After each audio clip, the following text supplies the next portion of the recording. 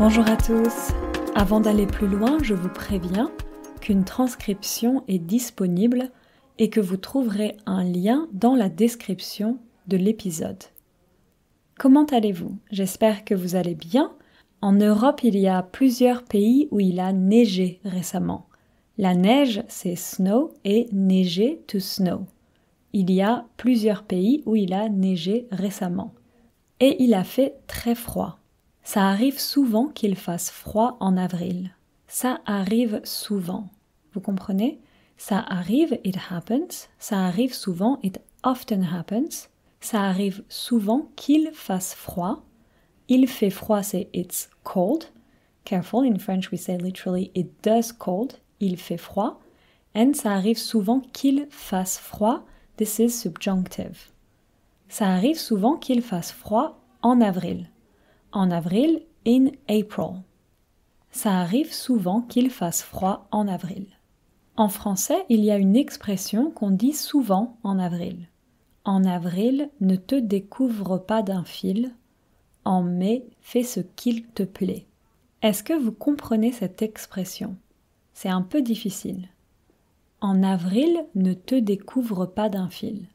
Literally, in April, don't take off a thread of clothing. This is a very fancy way of saying don't take off too much clothes. En avril, ne te découvre pas d'un fil. En mai, fais ce qu'il te plaît. En mai, in May, fais ce qu'il te plaît. Do what pleases you. Do what you like, basically. En avril, ne te découvre pas d'un fil. En mai, fais ce qu'il te plaît. And a little faster.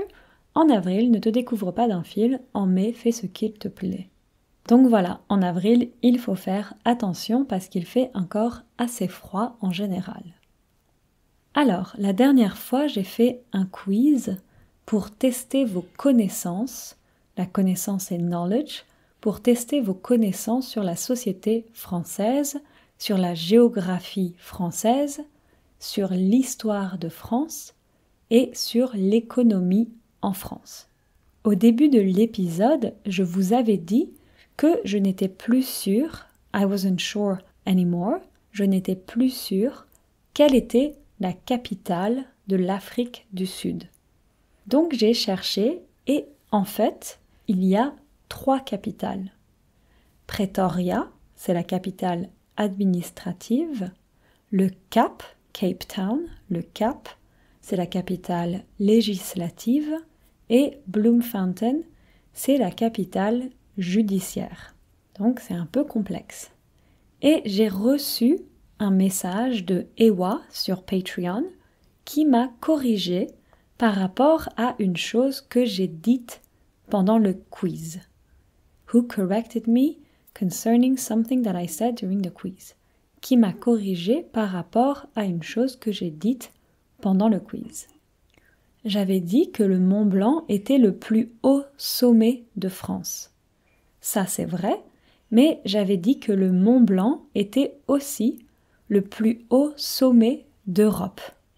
Et pardon, c'est pas tout à fait exact. Le Mont Blanc, c'est le plus haut sommet de l'Europe occidentale et de l'Union européenne. En Europe, le plus haut sommet, c'est le mont Elbrus en Russie. Donc merci beaucoup Ewa de m'avoir corrigé. Aujourd'hui, on va continuer notre quiz, mais dans d'autres catégories. Je vais vous poser des questions sur la gastronomie française, sur la nature en France, sur la langue française et sur le sport en France. Et j'ai testé ce quiz avec des amis français et ils ont répondu à la plupart des questions. They answered to most of the questions. Ils ont répondu à la plupart des questions, mais pas à toutes. So again, it's your chance to impress French people. C'est parti. Let's go. C'est parti. Première question. Comment s'appelle le célèbre petit gâteau français, un petit gâteau, a small cake, le célèbre petit gâteau français qui est fait à base d'amandes, that's made of almond, qui est fait à base d'amandes, de sucre et de blanc d'œuf. Le blanc d'œuf, c'est egg white. En français, on dit le blanc d'œuf pour egg white et le jaune d'œuf pour egg yolk. Le blanc d'œuf et le jaune d'œuf. Donc, comment s'appelle le célèbre petit gâteau français qui est fait à base d'amandes, de sucre et de blanc d'œuf? C'est un petit gâteau rond. It's a round cake. C'est un petit gâteau rond. Ce célèbre petit gâteau s'appelle le macaron. Est-ce que vous avez déjà mangé des macarons? En France, vous pouvez acheter des macarons dans beaucoup d'endroits, dans des pâtisseries par exemple. Deuxième question. Dans un restaurant, comment s'appelle la personne qui va vous conseiller dans le choix du vin? In a restaurant, what's the name of the person that will advise you on the choice of wine? Dans un restaurant, comment s'appelle la personne qui va vous conseiller dans le choix du vin? En France et dans d'autres pays, dans certains restaurants, il y a des sommeliers qui sont là pour conseiller les clients dans le choix du vin. Un sommelier ou une sommelière. Troisième question. À quelle partie du corps le mot gastronomie fait-il référence? What part of the body does the word gastronomy refer to? À quelle partie du corps le mot gastronomie fait-il référence? Dans le mot gastronomie, il y a gastro, qui vient du grec ancien, Ancient Greek, qui vient du grec ancien gaster, et qui veut dire l'estomac, stomach, l'estomac. Et nomi, ça vient de nomos, qui veut dire la loi ou la règle. La loi, c'est the law. Donc le mot gastronomie fait référence à l'estomac. Ensuite, quel dessert fait à base d'œufs, egg, de lait, milk et de farine, flour, but F-L-O-U-R, not the other one. Quel dessert fait à base d'œufs, de lait et de farine est une spécialité de la Bretagne? Quel dessert fait à base d'œufs, de lait et de farine est une spécialité de la Bretagne? Il s'agit bien sûr des crêpes. Les crêpes, c'est une grande spécialité de la Bretagne. Si vous allez en Bretagne un jour, vous pourrez manger de très bonnes crêpes. Quel gâteau mange-t-on traditionnellement le 6 janvier? What cake do we eat traditionally on the 6th of January? Quel gâteau mange-t-on traditionnellement le 6 janvier? Le 6 janvier, ou le premier dimanche de janvier, on mange traditionnellement un gâteau qui s'appelle la galette des rois. Les rois, c'est the kings, qui s'appelle donc la galette des rois. C'est une tradition chrétienne, mais beaucoup de Français, même non chrétiens, even non-Christians, même non chrétiens, mangent la galette des rois à cette période. Et on mange la galette des rois dans d'autres pays aussi. Pour ceux qui ne connaissent pas la galette des rois, c'est un gâteau avec de la crème d'amande à l'intérieur. And the tradition is that there is a tiny figurine hidden inside the cake, and the one who gets it gets a paper crown. Ensuite, qu'est-ce qu'on mange entre le plat principal et le dessert en France? What do we eat between the main dish and the dessert in France? Qu'est-ce qu'on mange entre le plat principal et le dessert en France? Alors, si on veut faire un vrai repas à la française, on a d'abord l'entrée. L'entrée, c'est starter. Ensuite, le plat principal. Ensuite, le fromage, cheese, le fromage. Et on finit avec le dessert. Donc, l'entrée, le plat principal, le fromage et le dessert. Comment s'appelle le plat traditionnel français où on mange de la viande crue? What's the name of the traditional French dish where we eat raw meat? Comment s'appelle le plat traditionnel français où on mange de la viande crue? Vous connaissez sûrement ce mot, on appelle ça un steak tartare. Si vous allez dans un restaurant typiquement français, vous pouvez sûrement commander un steak tartare. Dans quelle ville de France est-ce qu'on appelle les restaurants des bouchons? In which city of France do we call restaurants des bouchons? C'est à Lyon qu'on appelle les restaurants traditionnels lyonnais des bouchons. Est-ce que vous connaissez ce mot, bouchon? Le mot bouchon a beaucoup de significations. Par exemple, le bouchon d'une bouteille, c'est a bottle's cap, or the cork of a bottle. Si vous voulez dire I lost the bottle cap, vous pouvez dire j'ai perdu le bouchon de la bouteille. Mais un bouchon, ça peut aussi vouloir dire traffic jam.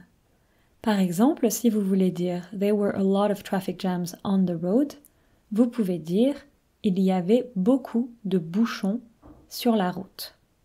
Un autre exemple, si vous voulez dire I'll go to work by metro, there are too many traffic jams on the road, vous pouvez dire je vais aller au travail en métro, il y a trop de bouchons sur la route.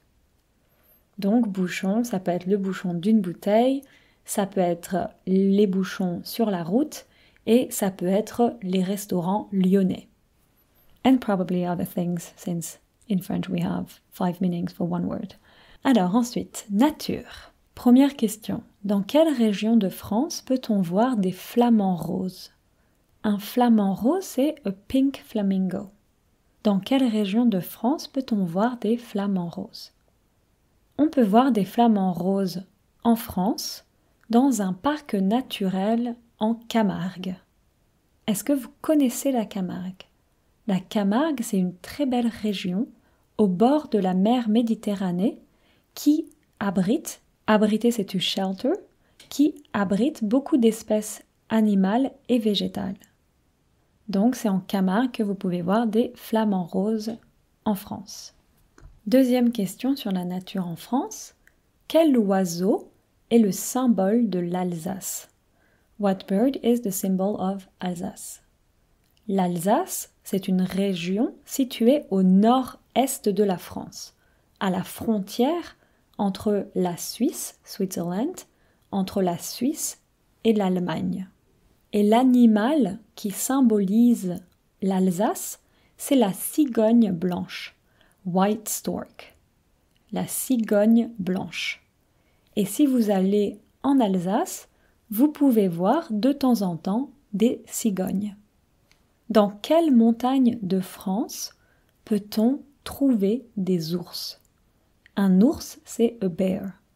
In which mountains in France can we find bears? Dans quelle montagne de France peut-on trouver des ours? On peut trouver des ours dans les Pyrénées. Les Pyrénées, ce sont des montagnes dans le sud-ouest de la France. Mais elles sont aussi présentes en Espagne et à Andorre. Je vous avais parlé d'Andorre la dernière fois. Vous vous souvenez? Do you remember? Vous vous souvenez? Andorre, c'est un petit pays qui est à la frontière entre la France et l'Espagne. Est-ce qu'il y a des serpents en France? Are there snakes in France? Est-ce qu'il y a des serpents en France? La réponse est oui. Il y a plusieurs espèces de serpents en France. Si vous vous baladez, if you walk around, si vous vous baladez dans des forêts en France, vous pouvez tomber sur des petits serpents. So literally it's you can fall on small snakes, but this means you can come across small snakes. Vous pouvez tomber sur des petits serpents. La majorité ne sont pas venimeux. Venimeux, c'est venomous. Mais ils peuvent quand même mordre. Mordre, to bite. Ils peuvent quand même mordre, donc faites bien attention. Ensuite, combien de parcs nationaux existent-ils en France? How many national parks exist in France? Combien de parcs nationaux existent-ils en France? 6, 11 ou 14? Il existe 11 parcs nationaux en France. Les parcs nationaux, ils ont été créés dans les années 60 en France dans l'objectif de protéger la nature. Si vous allez en France, vous pouvez donc visiter des parcs nationaux. Quel est l'arbre le plus répandu dans les forêts françaises? Répandre quelque chose, c'est to spread something. Donc c'est un peu what's the most common tree in the French forest? Quel est l'arbre le plus répandu dans les forêts françaises? L'arbre le plus répandu dans les forêts françaises, c'est le chêne. Le chêne, c'est oak tree. Le chêne. Donc l'arbre le plus répandu dans les forêts françaises, c'est le chêne. Et si vous allez dans le sud de la France, vous trouverez beaucoup de pins.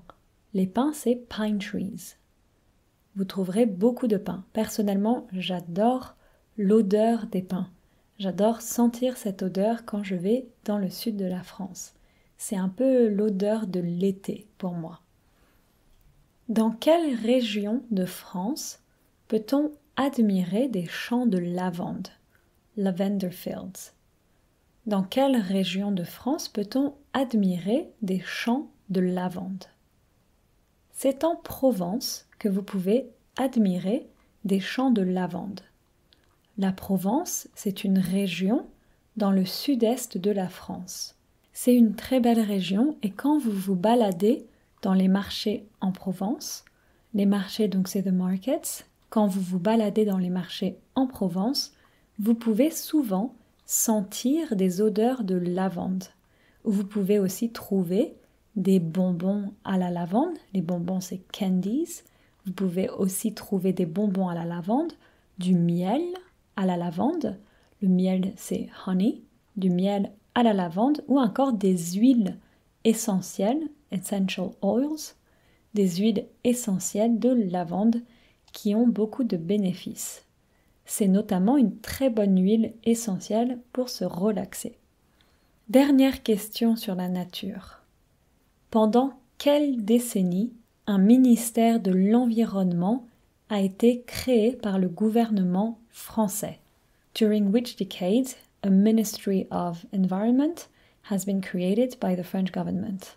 Pendant quelle décennie un ministère de l'environnement a été créé par le gouvernement français?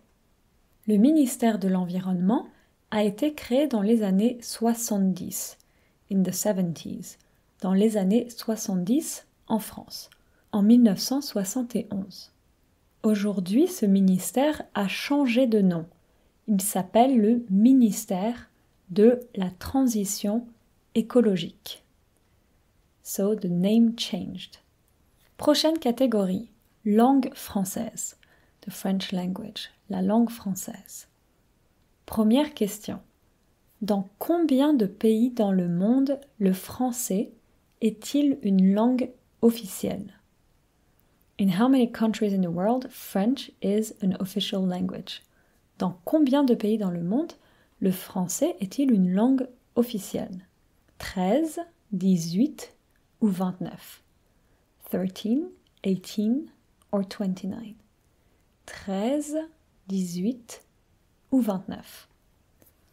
Et la réponse c'est 29. Le français est une langue officielle dans 29 pays dans le monde. Donc si vous parlez français, vous pouvez communiquer avec des gens de plein de pays. Alors, je vais vous faire rapidement la liste de ces 29 pays.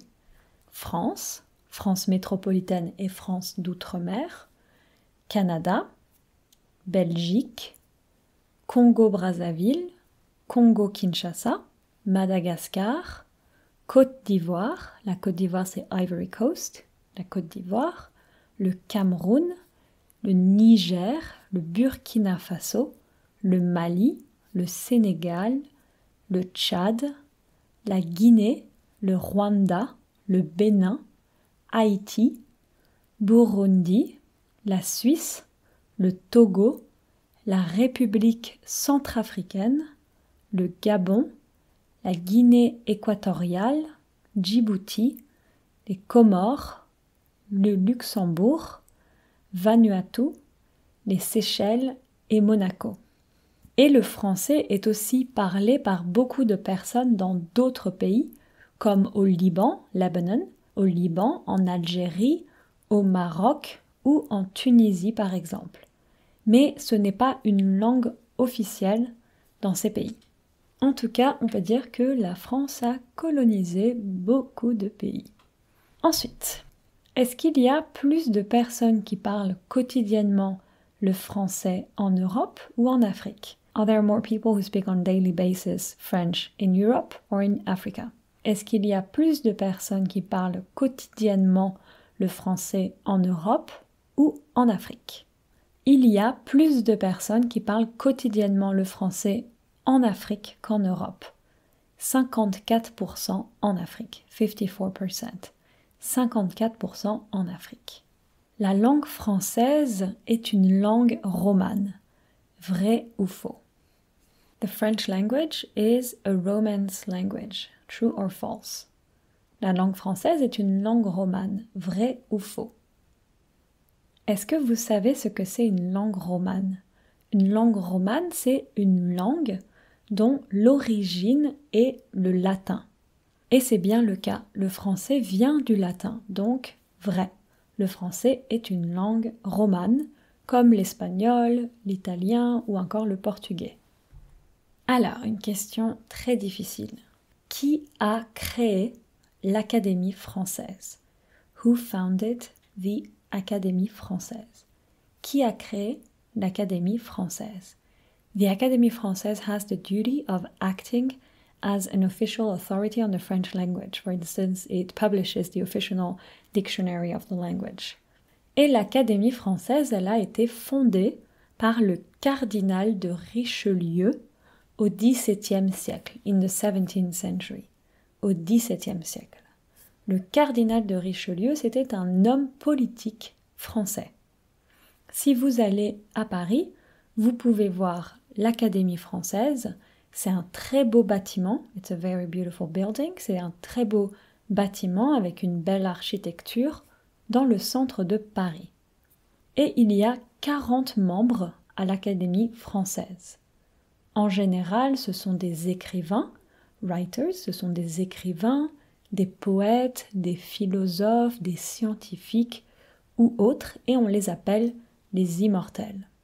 So you have 40 members from the Académie française who are writers, poets, etc. and we call them les immortels. Il y a 40 membres à l'Académie française. En général, ce sont des écrivains, des poètes, des philosophes, des scientifiques ou autres, et on les appelle les immortels. Dernière question pour la catégorie langue française. Comment est-ce qu'on appelle la forme d'argot qui consiste à inverser les syllabes? How do we call the form of argot? Argot is slang, the form of slang that consists in reversing syllables. Comment est-ce qu'on appelle la forme d'argot qui consiste à inverser les syllabes? Je vous en ai parlé quelques fois. On appelle cette forme d'argot le verlan. Le verlan, c'est une forme d'argot qui consiste à inverser les syllabes. Par exemple, gentil, ça devient tigeant. Gentil becomes tigeant. We reverse the syllables. Gentil, tigeant. Un autre exemple, le métro, en verlan, c'est le tromé. So we reverse the syllables. Métro becomes tromé. Le tromé. Alors, dernière catégorie, sport. Première question. Quel sport de ballon joue-t-on traditionnellement dans le sud-ouest de la France? What ball sports do we play traditionally in the southwest of France? Quel sport de ballon joue-t-on traditionnellement dans le sud-ouest de la France? Dans le sud-ouest de la France, beaucoup de gens jouent au rugby. Si un jour vous allez dans le sud-ouest de la France, ça peut être une bonne idée d'aller voir un match de rugby. Les premiers Jeux olympiques modernes se sont déroulés en France, vrai ou faux?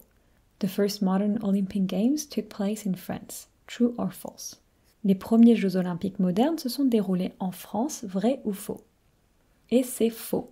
Les premiers Jeux olympiques modernes se sont déroulés à Athènes, mais sous l'initiative de Pierre de Coubertin, un historien et pédagogue français. J'avais parlé de ce sujet dans un épisode que j'avais fait sur les Jeux olympiques. Ensuite, quel jeu français est l'ancêtre du tennis? What French game is the ancestor from tennis? Quel jeu français est l'ancêtre du tennis? Le tennis est une adaptation anglaise d'un très vieux jeu français qui s'appelle le jeu de paume. So, la paume is the palm of your hand, la paume de la main. Not to be confused with la pomme, which is the apple. La pomme the apple, la paume de palm. Donc le tennis est une adaptation anglaise d'un très vieux jeu français qui s'appelle le jeu de paume. Le jeu de paume consiste à se renvoyer une balle. So it consists in passing a ball. Le jeu de paume consiste à se renvoyer une balle. Au début, le jeu de paume se jouait à la main. You only played with the hand first. Au début, le jeu de paume se jouait à la main et progressivement, le jeu de paume se jouait avec une raquette. Où se fait l'arrivée du Tour de France? That could be translated by Where does the Tour de France finish? Où se fait l'arrivée du Tour de France?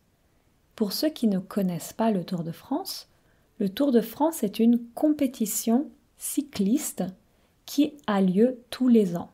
Donc, cycliste, so it's with bikes. Et chaque année, l'arrivée du Tour de France se fait à Paris, sur les Champs-Élysées. Quel est le surnom de l'équipe de foot française? Le surnom, the nickname, l'équipe de foot, the soccer team. Quel est le surnom de l'équipe de foot française? On surnomme souvent l'équipe de foot française les Bleus, the Blues, basically. Les Bleus. Pendant un match, on entend souvent « Allez les Bleus ». Come on the Blues. Allez les Bleus. Comment s'appelle le plus grand tournoi de tennis en France? Le plus grand tournoi de tennis en France s'appelle les Internationaux de France, mais on l'appelle plus souvent Roland-Garros. Si vous voulez en savoir plus sur le tournoi de Roland-Garros, j'avais fait un épisode sur ce sujet aussi. Quel est le nom du plus grand quotidien sportif français? Un quotidien, vous vous souvenez, so it's a daily newspaper. Quel est le nom du plus grand quotidien sportif français? Le plus grand quotidien sportif français s'appelle L'Équipe. L'Équipe is the name of this daily newspaper. Le plus grand quotidien sportif français s'appelle L'Équipe. Et dernière question, quel est le sport le plus populaire en France? What's the most popular sport in France? Quel est le sport le plus populaire en France? Le sport le plus populaire en France, avec le plus de licenciés, sport members, des licenciés, c'est le foot. En deuxième place, c'est le tennis. Et en troisième place, l'équitation. L'équitation, c'est horse riding. L'équitation. Donc d'abord le foot, deuxième place le tennis et en troisième place l'équitation. Voilà, j'espère que vous avez bien aimé ce deuxième quiz. Je voulais faire 2 épisodes, mais je vais faire un 3e épisode avec un quiz sur le cinéma, la musique, la littérature et les arts en général, comme la peinture, la sculpture ou la photographie par exemple. Je vous souhaite à tous une très bonne semaine et je vous dis à la prochaine. Ciao ciao!